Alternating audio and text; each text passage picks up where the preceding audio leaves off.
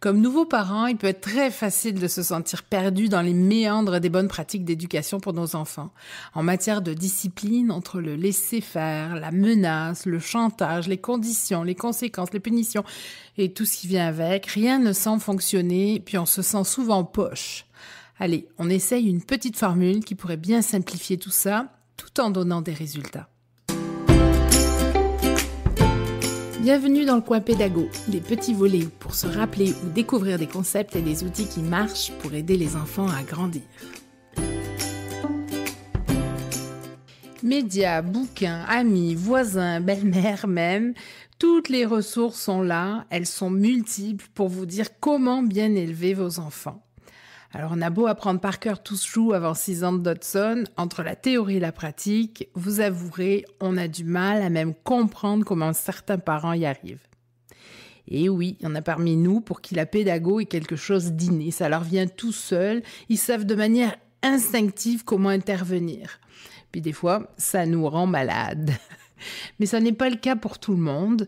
Et puis, rassurez-vous, la pédago, ça s'apprend puis ça se développe aussi. Alors moi, j'ai pensé à une petite formule en 3 étapes pour nous mettre quelques petits repères. Alors, première étape, on est honnête, on est transparent. On entend souvent dire que les enfants ont un 6e sens, mais ça reste toujours un peu abstrait et peut-être même un peu ésotérique dans nos têtes. Pourtant, c'est un phénomène très simple. En fait, n'ayant pas le moyen d'expression, les enfants, ils vont se référer souvent à leur instinct, un peu comme les animaux. Avec le développement du langage et la sociabilisation surtout, la sociabilisation verbale, ils feront de moins en moins appel à cet instinct. Mais quand ils sont jeunes, plus l'instinct est présent. En attendant, ce 6e sens va leur permettre de ressentir les émotions de ceux qui les entourent et aussi les atmosphères. Alors, si on ment à un enfant, souvent pour l'épargner, on va lui dire que ça va alors qu'on se sent pas bien ou alors parce qu'on pense que la situation ne peut pas être expliquée à un enfant. Bref, même si on ment pour l'épargner, d'une émotion désagréable aussi, il le saura, puis il va s'inquiéter de ce mensonge. Il peut même aller jusqu'à culpabiliser parce que c'est vrai, après tout, généralement, lorsque l'adulte est contrarié ou triste, c'est parce qu'il a fait une bêtise, qu'il n'a pas écouté ou qu'il s'est passé quelque chose. Alors, il peut culpabiliser.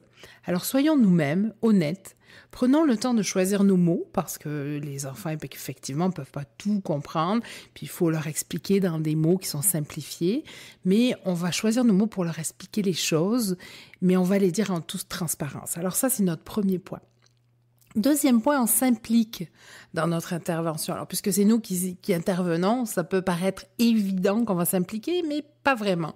Il y a une grande différence entre dire à un enfant ce qu'il a fait de mal ou lui dire ce que nous n'aimons pas de ce qu'il a fait. Dans la plupart des situations, d'ailleurs, l'enfant donne peu d'importance à ce qu'il a fait ou pas fait. Ce qui a de l'importance pour lui, c'est la manière dont l'adulte va réagir. Mais si on s'implique personnellement, il mesurera plus facilement l'impact de ses actions. Donc ça, c'est notre deuxième point, on s'implique. Troisième petit point de la formule, on essaye de rester positif. Alors je sais, c'est pas toujours évident. D'abord parce qu'on répète souvent les interventions qui ont été faites sur nous quand on était jeune. On répète ce qu'on a vécu en tant qu'enfant, ce que nos parents, nos grands-parents ont fait avec nous. Ensuite, parce qu'en tant que parents, notre patience est souvent tellement mise à l'épreuve que le positif de notre intervention, souvent, va falloir aller le chercher très loin dans notre force intérieure, dans notre zen personnel. Puis c'est pas toujours évident. Mais encore une fois, on doit réaliser que la différence entre Léo, si tu ne ranges pas ta chambre, tu n'auras pas d'histoire, et Léo, si tu ranges ta chambre, je vais pouvoir te lire une histoire après. Je me suis impliquée, je suis restée positive dans la deuxième formule. Alors, nous sommes instinctivement très conditionnels dans nos interventions avec nos enfants. Mais si nous nous efforçons de rester positifs et impliqués dans nos interventions auront plus de poids. Et quant à être conditionnel, avant d'intervenir, cherchons la motivation de l'enfant qui va pouvoir nous servir de levier, un peu comme un moyen de pression. Attention, je ne parle pas de chantage ou de négociation. Je vous ferai bientôt un épisode complet sur le chantage et les négociations, mais juste que pour que vous compreniez en attendant la distinction, si je reprends mon exemple et que je voulais faire du chantage, mon intervention serait plutôt « Léo, si tu ranges ta chambre, je te donne un bonbon ». L'intervention conditionnelle, elle respecte l'objectif éducatif, alors que le chantage, lui, il va aller intégrer une récompense d'une action qui n'a pas besoin d'être récompensée finalement. C'est une action de routine régulière et quand nous-mêmes, on doit s'habiller ou faire le ménage ou ranger les choses, personne ne nous rémunère. Donc, c'est un petit peu ça qu'on veut leur expliquer. Alors, pour récapituler ma petite formule d'intervention sans menacer, sans faire chanter, 1, on reste honnête. 2, on s'implique. 3, on intervient positivement en ayant figuré la motivation de l'enfant.